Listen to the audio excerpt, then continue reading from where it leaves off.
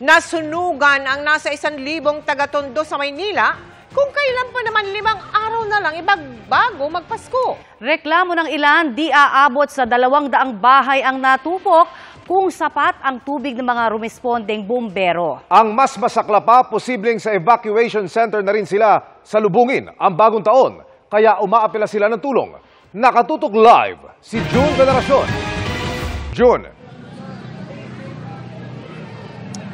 Mel, Connie, Emil, Paskong walang matitirhan, yan ang problema ngayon ng mga residenteng nakatira sa isang barangay dito sa Tondo, Maynila. Matapos silang masunugan, yung mga walang matutuloy ang mga kamag-anak ay nandito ngayon sa isang evacuation center o itong basketball court na i-convert sa evacuation center kung saan hindi malayong dito na rin sila abutan ng Pasko pati bagong taon.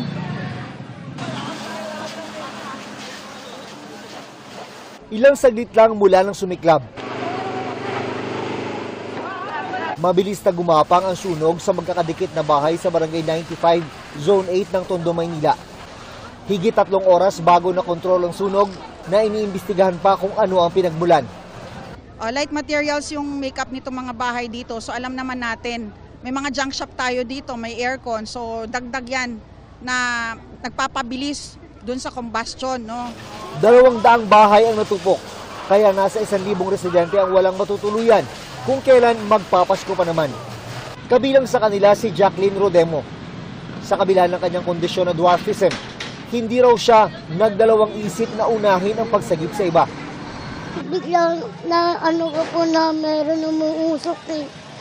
Hinilaw ko agad yung kapatid ko na may epilepsy.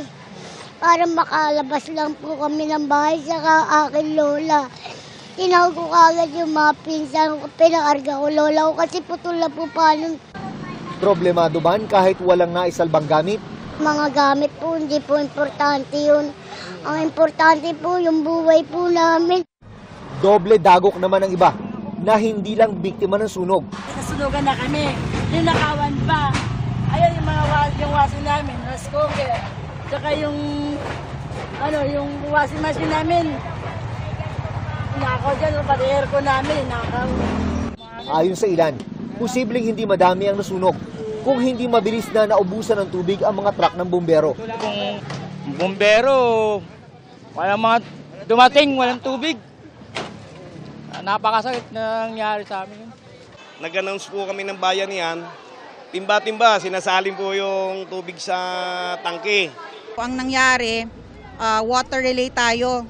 Medyo mahina yung hydrant kaya nagtaas tayo ng alarma para yung mga responders natin, both volunteers at saka sa BFP, magdagdag ng water supply. Sa ngayon, sa basketball court muna ng barangay pansamantalang titira ang mga walang matuluyan.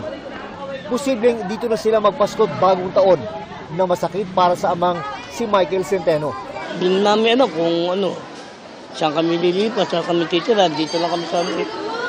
Ngayon na kami makatikim ng gantong sa kalsada na kaiga. Pero dahil din sa diwa ng Kapaskuhan, kung kaya lalong tumingkad ang damayan ng mga Pinoy, may ilang kusang nagdadala ng damit at konting tulong. Mas maayos yung tumutulong kaysa ikaw yung tutulungan. Mahirap masunugan. Nagpapasalamat po kami dahil meron pong tumulong sa amin. Sa ngayon ay umabot na sa mahigit 600 ang naitalang sunog sa bansa mula December 1.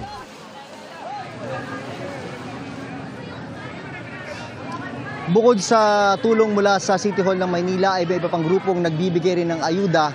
Gaya ng GMA Kapuso Foundation, dala nila ang sako-sakong relief goods para sa nasa 500 tao. Doon naman po, sa may mga mabubuting kalooban, malaking tulong po para sa mga nasunugan yung damit dahil wala talaga silang naisalba. Ang iba naman sa kanila ay umaapila na kung maaari ay mabigyan sila ng konting construction materials para masimulan nilang maitayo muli yung mga nasunog nilang bahay. Emil. Maraming salamat, June Veneracion.